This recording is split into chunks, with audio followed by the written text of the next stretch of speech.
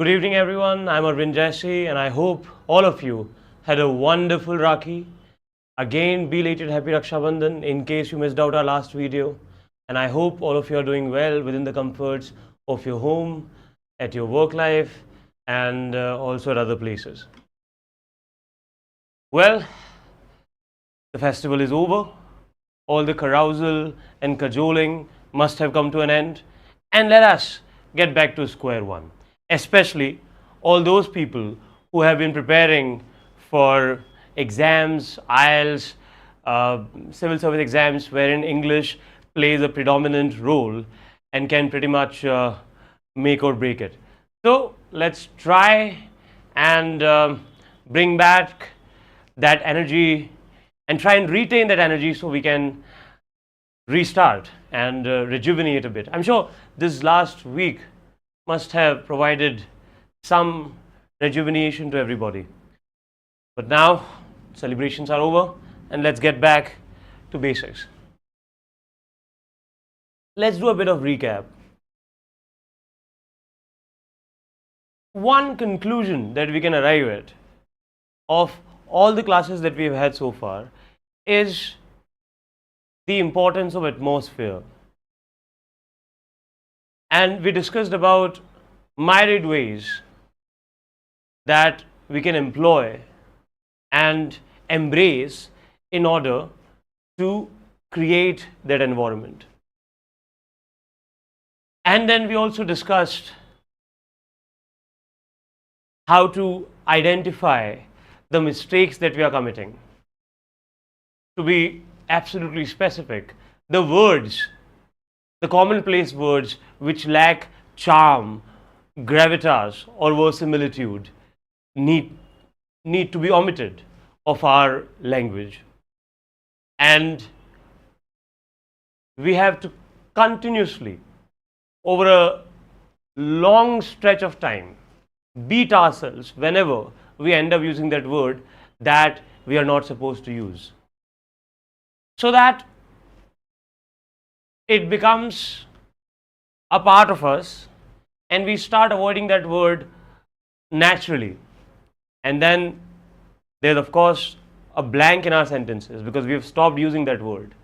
And then you fill in that blank with a word with more weight, style, glamour, power and effect.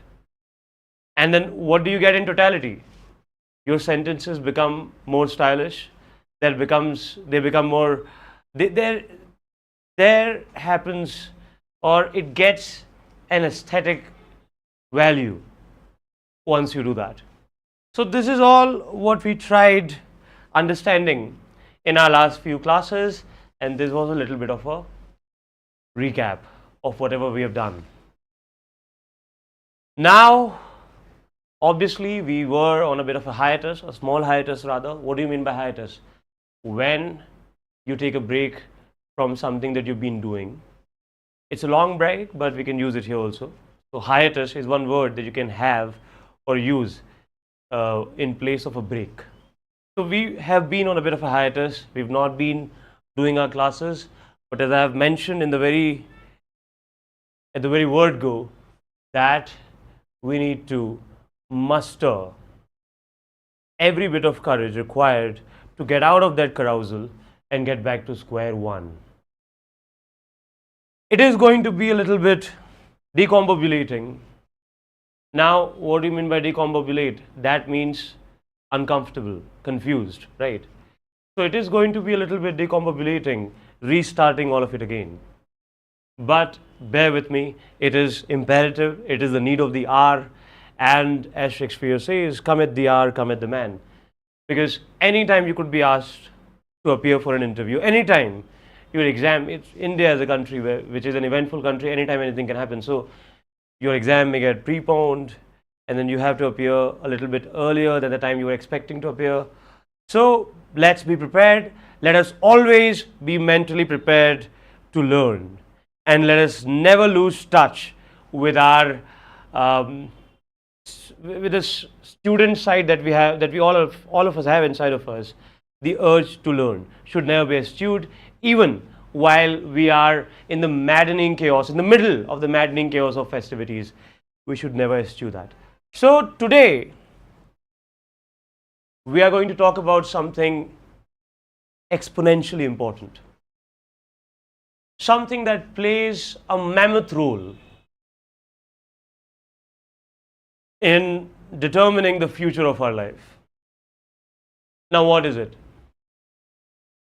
Ring your bells, pick up your brains, and try to come up with things that are extremely critical, which can even go on to decide your future. Now, as an aspirant, a graduate, or a student who is pursuing his education or who has come to the twilight of his education or her education, and you are right on the verge of getting out of your education institutes, you're right there, just inches away from getting your certificate or degree or whatever that rectifies that you have studied somewhere. It is predominantly for the set of people and entities that I've just mentioned. Now, what is it? Once you have completed or thoroughly consumed your education, you've garnered every inch of skill required to perform a job that you could be paid for, so you can make your ends meet and help the world become a better place. What is it? Can you think of it? What happens after you complete your education? What is the next step? The next step, my friends, is interview. The I word, which is daunting, excruciatingly painful. But in our earlier classes, we discussed phrases, didn't we, if you remember? It's time to bite the bullet. It's time to confront the Frankenstein. For some people, the most terrifying Frankenstein. The I word, as I've just stated, interview. Now, if some of you have had the good fortune of participating in a variety of cultural activities in school and colleges alike, and you have built certain degree of confidence in handling that pressure, then interview is going to be a bit of a cakewalk for you. But still,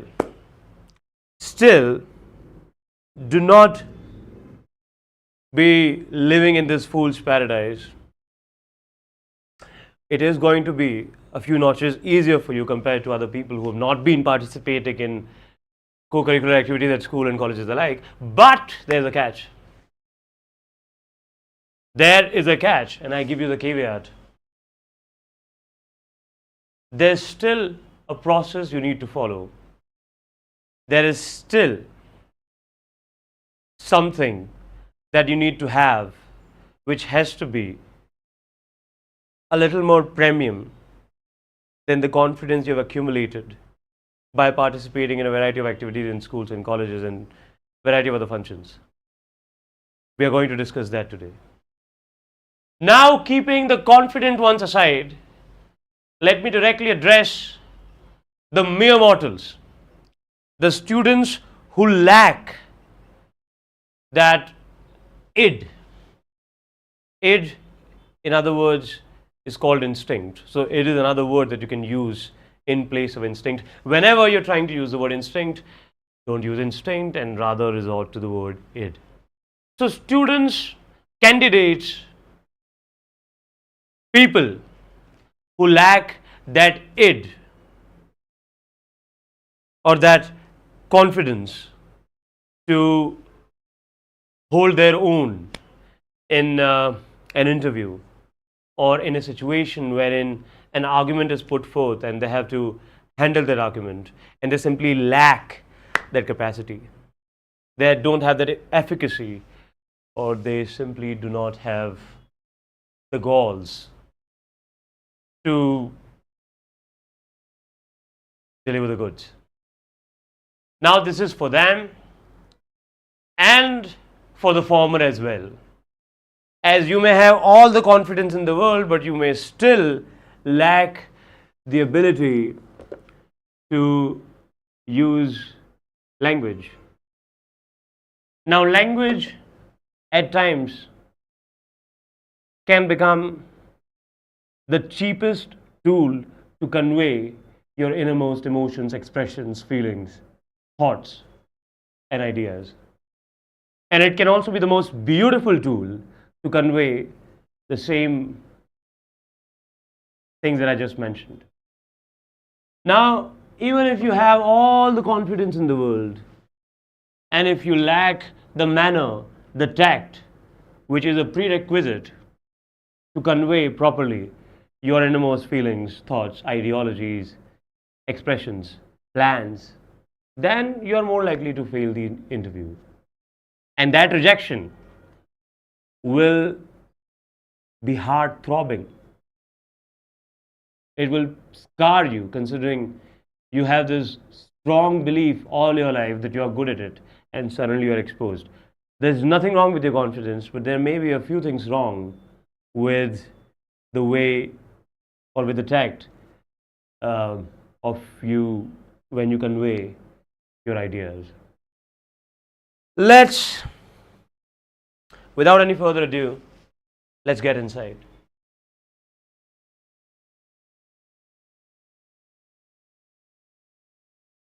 Using formal English in interviews demonstrates professionalism, respect, and strong communication skills. Here are some tips to help you use formal English in interviews. Now, formal English, I'm sure all my viewers at the moment, I'll give you the compliment that you very well, handsomely understand the importance, eminence, and value of formal English. And you can make formal from informal, and you thoroughly carry the knowledge of understanding the discrepancy between the two. Now, after having given this compliment, let me restate the importance of formal language, because the way you speak in your school canteen, college canteen, or the canteen of your coaching center, the language that you employ there in that vicinity is something that works pretty well with your friends. And sometimes when you have that jolly relationship with your parents, it might work in your household as well. But dare I say, there's one place where that language will not work and it will not suffice, and it won't lead to, for the lack of a better word, any tranquility. That is workplace. At your workplace, you cannot be using the words that you use in the cafe or in the school, in the college with your friends, or when you have a very close, friendly and chummy relationship with your parents. You can't be using that language in an officious capacity. Now, what is the language you use there? That language here is formal language. You have to project that you have or you are educated in a workspace. You are required to project that time and again. And how do you do that? Simple. Your language will mirror your education. Therefore, in the interview itself, you'll be judged upon your proficiency when it comes to formal language. And here we are considering English as our medium of exchanging ideas and understanding the world and trying to understand as to how can we improve English. So our categorical concentration of our energies will be in the English language. How you're going to use formal English, That is what we are going to find out. Let's go. Avoid contradictions. Instead of saying don't, say do not. Instead of won't, say will not. Contractions, sorry.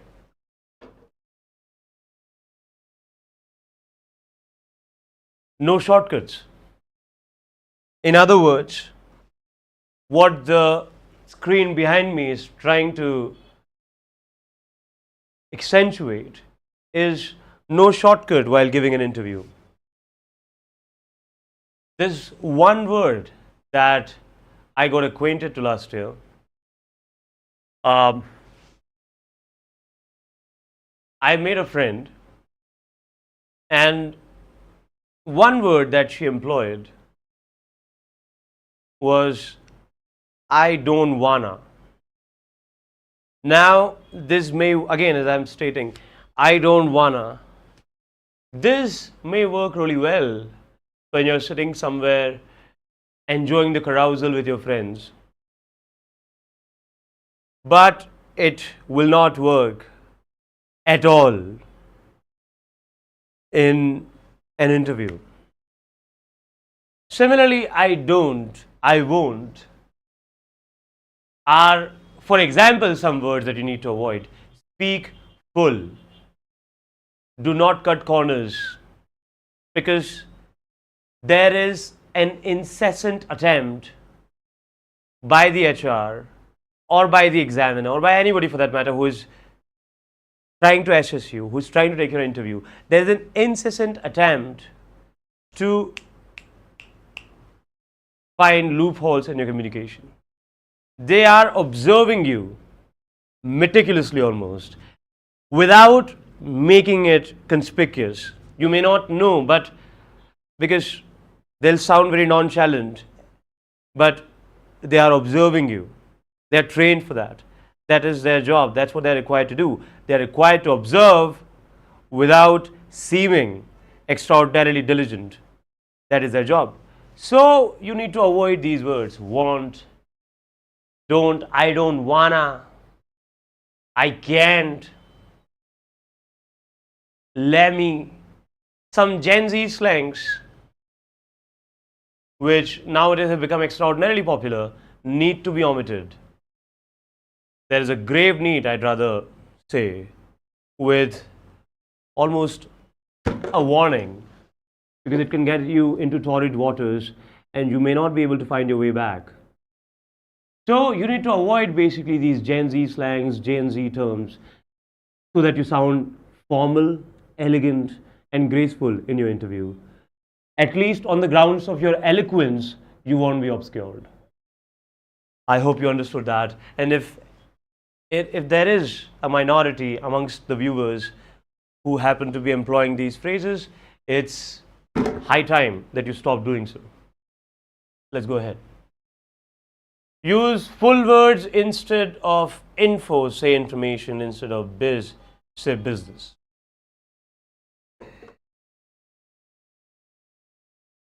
Now, this is not a rocket science, is it? As I've just stated, some of the Gen Z slangs and their constant employment is tantamount to dropping the axe on our own foot. We are basically becoming our own enemies, in other words. When we become too savory and too hospitable to a language which, in other words, Gen Z, we drop the axe on our own feet.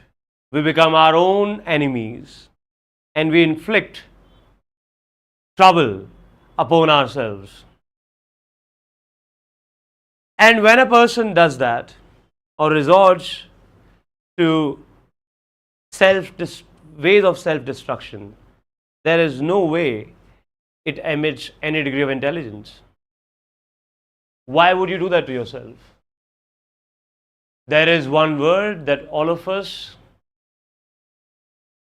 have been using in our everyday walk of life, and we are all guilty of it, and we must all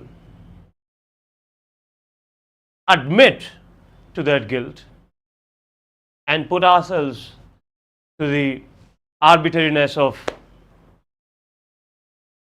language experts. What is that? Cause, C-O-Z. That is some degree, some kind of a short form for because. Why would you do that?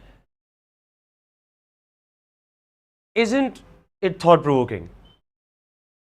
I almost feel flummoxed because cause isn't saving you time. I mean, what amount of time will that save you? If you say because and if you say cause, it is just about the same time.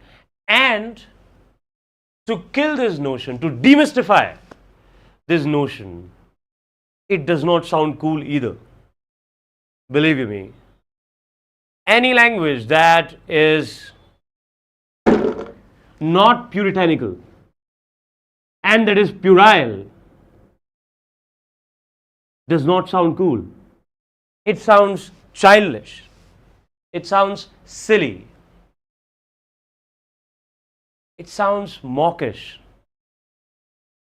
And I would be surprised if one applauds a language of that nature. In fact, I would be at ease and at peace and in absolute cahoots when somebody decides to take a mick out of a language of that nature and people who are employing that language. There are many other words I'm sure you can think of. Lemmy, as I've already stated. Try to use full words. Try to use full words like we've discussed here instead of info. What is that? It's information. How much time do you need to enunciate this particular word information? And why do you chop it? Criminal. Why would you criminally, nonsensically chop it to this 4-letter word info? Things like these will give sleepless nights to people who are fond of language that is, as I've already stated, the word puritanical. Puritanical is one word which is used for things which are absolutely pure, which are absolutely traditional. Conventional is one word which could be interchanged with puritanical. For example, Rahul Dravid was a puritanical test cricketer, and anything that is traditional and that is pure and is not perturbed by the modern modifications, that is called puritanical. So let's not resort to words like info and biz. Let's use fuller words because it sounds more elegant, more engaging, and these words info and biz are not saving any time anyways. I think this particular phrase that we are running short on time is overrated. And I believe due to the advent of technology, we have all the time in the world at our disposal. So let's not be beating ourselves and thinking that we don't have any time left. You have all the time in the world to do whatever you want to do. Get this off your head. We have all the time in the world to do whatever we want to do, and we have infinite chances, and we can take shots for the rest of our lives. So forget about it. We have so much time. Choose formal vocabulary. Use words like commence instead of start, terminate instead of end, and inquire instead of ask. Wonderful. Now you see this word commence of start. How often, if there's a minority amongst our viewers who are already working in the corporate sector, this is one word which is no stranger to them. It means starting something. Another word is incipient, another word is embark for the same. And imagine, let's commence and let's start. Which one sounds more glamorous and engaging? Obviously the former. If anybody who happens to say the latter, needs to get himself or herself tested. These are the terms that you need to equip yourself with, not the Gen Z slangs. And what is a little bit more painful, that this Gen Z has become so commonplace that it has notoriously become popular, but in the professional realms, it isn't given a lot of credence, merit, and weight to. Your bosses will not consider the language of that nature. You can see terminate instead of end, inquire instead of ask. Pause is another word for ask. When you let something know, or you don't want to let people receive a piece of information, I can't divulge that piece of information. I can't do it, or I cannot do it, I'm not supposed to do it. You can use the word suppose in place of can't. Now, suppose is not otherworldly word. We are well acquainted with that word, but just the employment of that word makes a sentence even more powerful, even more engaging. What other word can you think of? Happy, delighted. Why to use the word happy all the time? We can use the word delighted. Excited, you can use the word gregarious. Shocked, you can use the word flabbergasted. What else? If you're uncomfortable, as I've said, decombobulated. For poverty, destitute, penury. These are some words which are almost unheard of. Why don't we employ these words? When we employ them aptly, with competence and conviction, we are better poised to deliver our ideas, because when we use these alien words, the engagement becomes stronger. Our listener are more enthralled in our communication in comparison to the commonplace languages. So, you can use formal vocabulary. Can you think of more words? Think about it. For example, when you cannot make it to the office, or there is something that the interviewer has asked, let's say, hypothetically speaking, the interviewer poses this question at you, whether or not you have the ability to, whether or not you are thorough with prompt engineering. Prompt engineering, as we all know, is a new flavor of the town. It is mushrooming at a pace that is unsurpassable.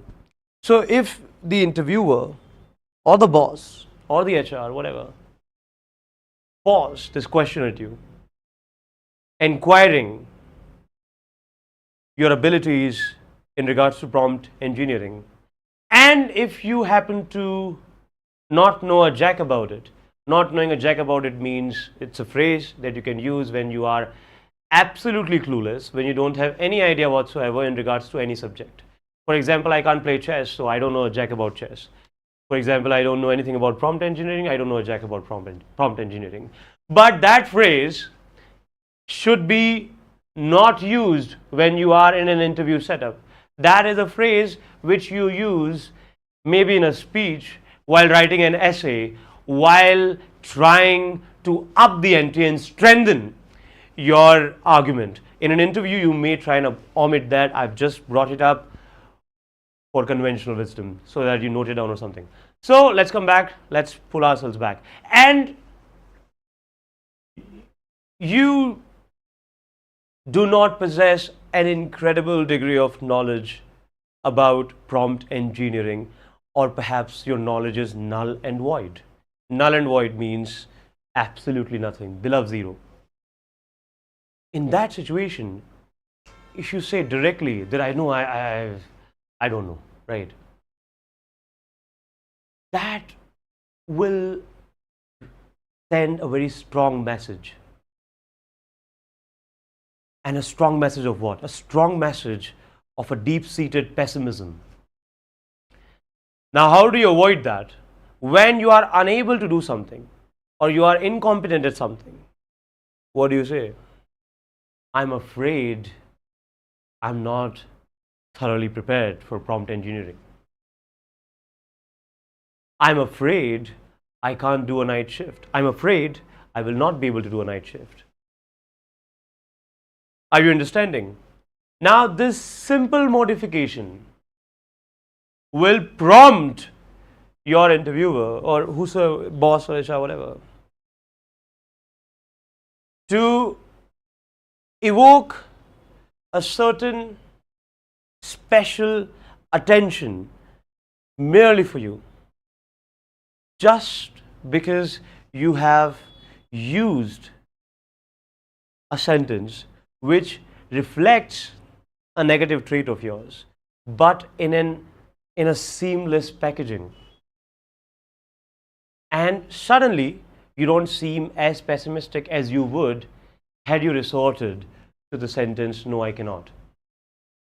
So formal language becomes extraordinarily imperative. Therefore, you need to work a little bit more upon it. In case you're already thorough with it, then try and get better, because there is no end to learning. Let's go ahead. Be mindful of pronouns. Use he, she instead of him, her, and they instead of them.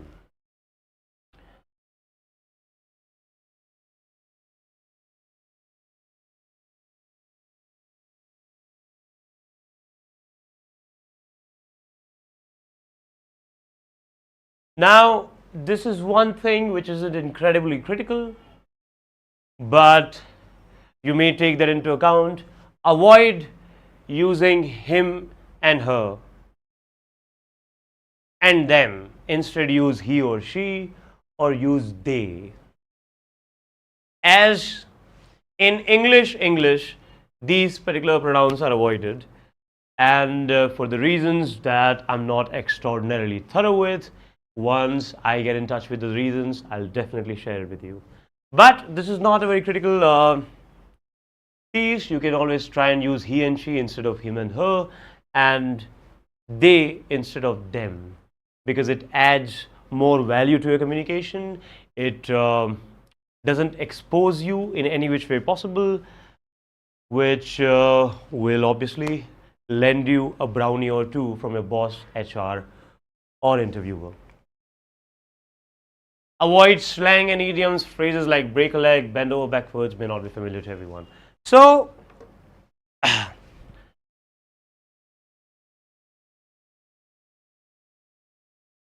I've already stated,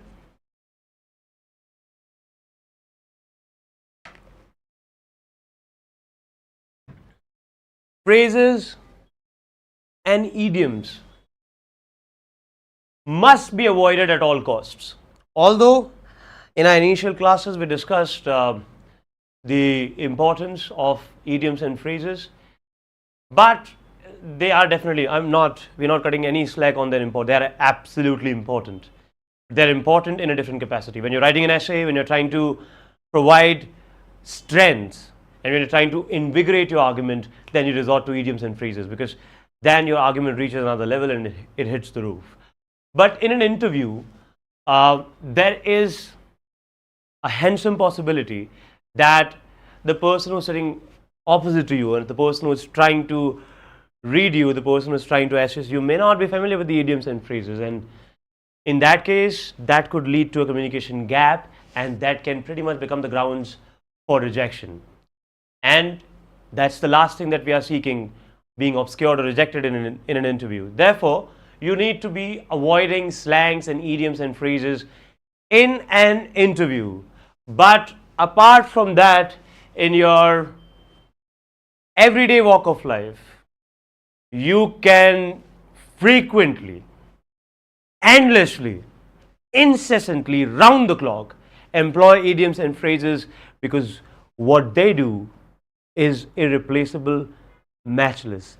They invigorate your communication. But when you are giving an interview, you are better off using them.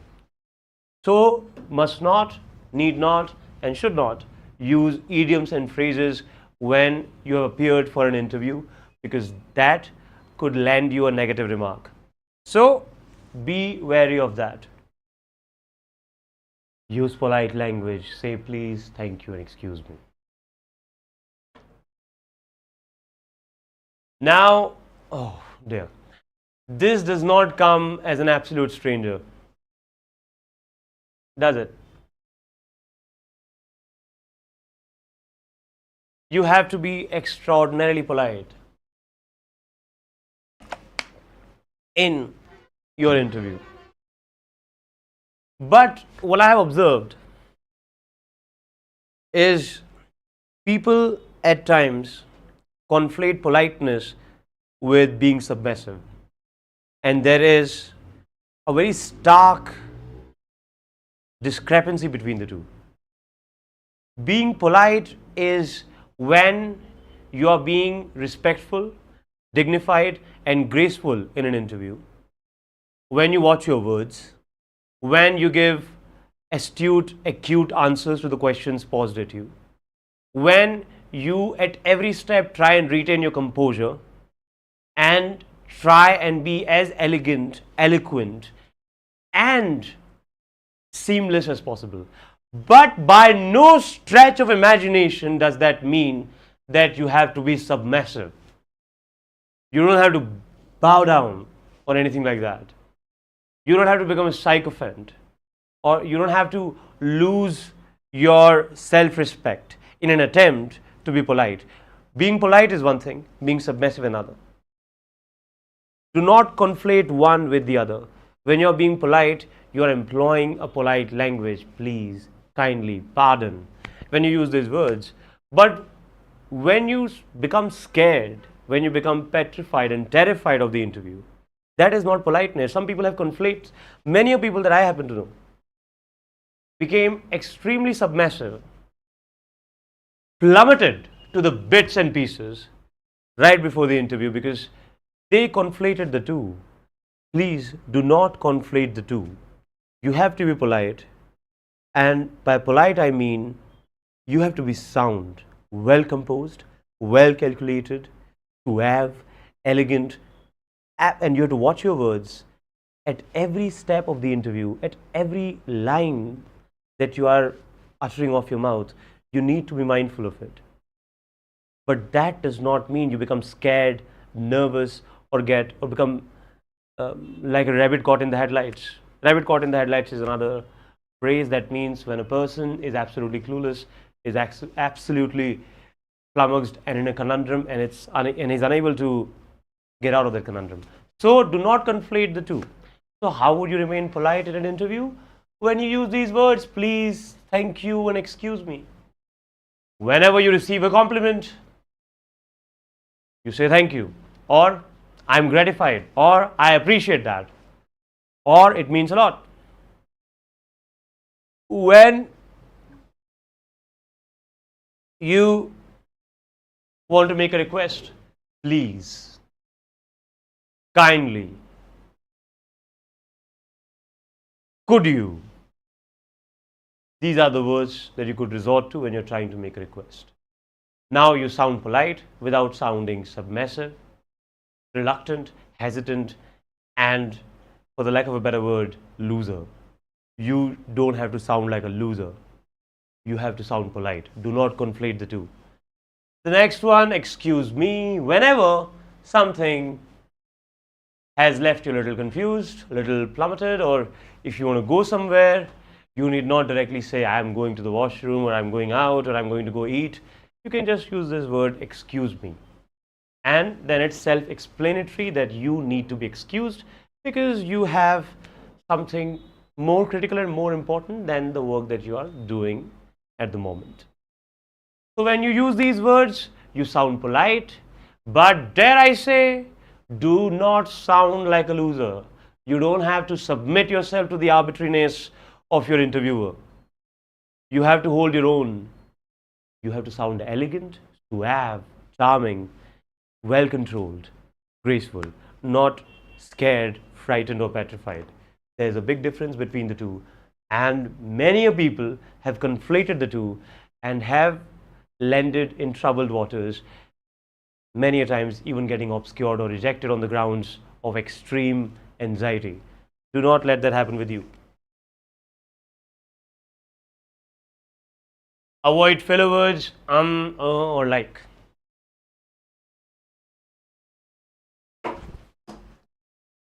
Now, like,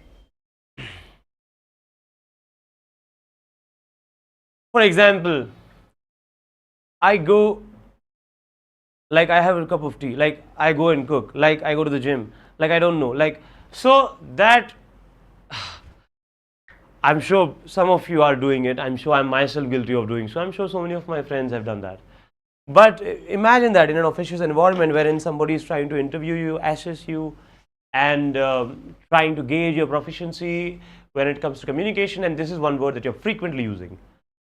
You will expose yourself and again be obscured and rejected, and you'll keep on thinking as to what went wrong in the interview. This went wrong. Like, why would you say it again and again? Try to make fluent, complete sentences. Do not resort to like. There's one more word, as we've discussed in our previous classes. Stop using that word. If you have identified that you yourself are guilty of having used that word too much, then don't be plagued by it anymore. Try to stop using it. And once you have done enough of stopping the employment of that word, then you replace that maybe with a keen.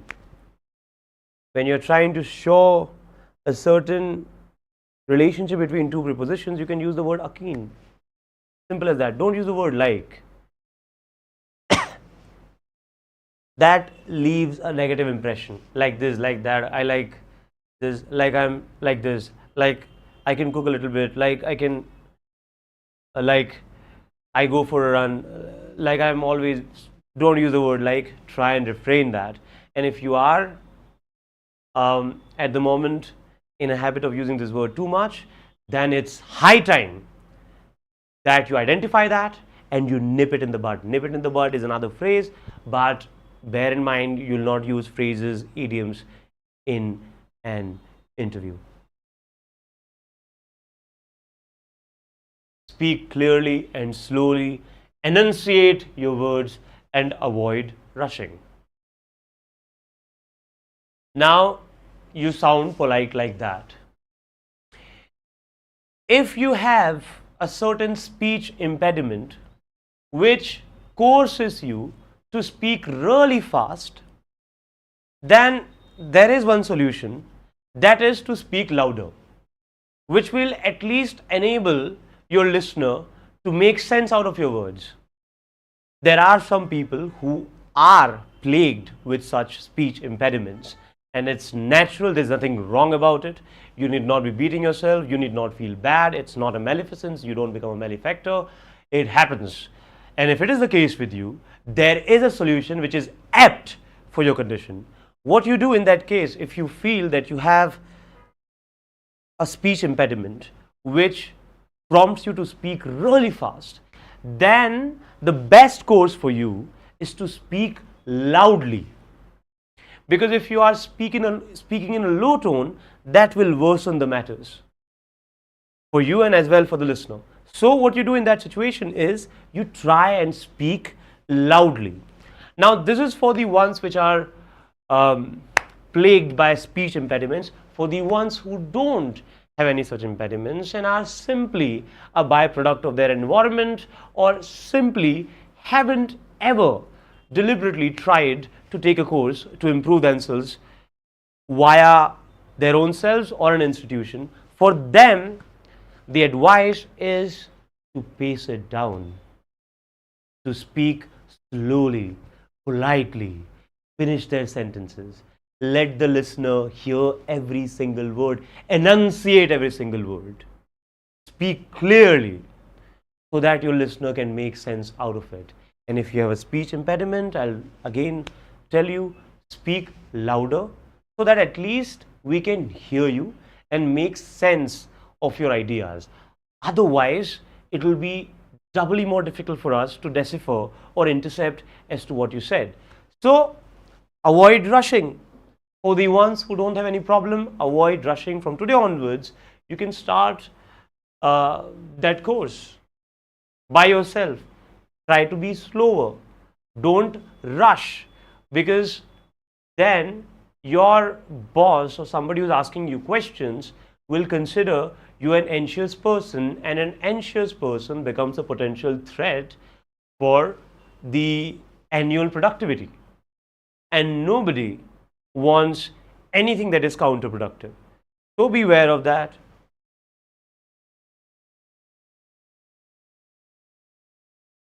Review common interview questions and practice your response using formal English. This is one thing you can do. Role play, in other words. Now, some examples of formal English phrases to use in interviews. I'm delighted to be here today.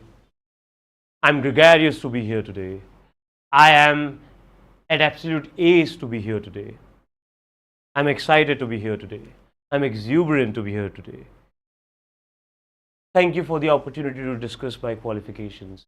This is nice. I'm confident that my skills align with the job requirements, synchronize with the job requirements, fall in line with the job requirements, mirror or complement the job requirements. Another, I'm eager to learn more about the company culture. This is really, really nice sentence. I'm eager to learn more about the company culture. I'm excited about the prospect of contributing to the team. I'm excited about the prospect of contributing to the team. Prospect, this is one word which is commonplace in the corporate world. And almost everybody that happens to be a part of the corporate world uses this word. So you better get acquainted with this word. Google it, find the sentences, and try and foster this word. Remember, using formal English in interviews shows respect for the interviewer, the company, and yourself. Good luck. So what it does when you use formal language, that means you are in a way showing respect or paying respect to the company, to the interviewer, for the opportunity that they've granted you to lend you this interview, wherein a professional colloquy can take place, pertinent categorically about your qualifications, about your future prospects, and as to how you can play a substantial role in their company and help them grow, help them become better. So it is advised for every person who is seeking to go and who is seeking an opportunity, or who has already received or who's been conferred with an opportunity to go and give an interview, to use formal language, to follow the things that we just discussed. Most likely, the likelihood of you getting a job will increase. If not, you will learn something, and there is an experience in everything. If not this time, next time you'll definitely get a job, because your game with the formal language is only going to grow by multiple levels. So, as we arrive to the end, I'd like to tell you that now behind me are these scanners which will take you to our social media platforms, be it Telegram, WhatsApp, YouTube, Facebook, Google, Instagram, Snapchat, anything. And therein you'll be exposed to our catalog, and there you can skim through it or comprehensively go through it and get to know the variety of courses that we are offering at Anushka, all of them equally tempting, all of them equally satisfying. And the faculty that we have at our disposal will leave no stone unturned into ensuring that all of you get successful in your pursuits. At least all of you are prepared, best prepared, if not for this ambitions of yours, but for your life and for your future.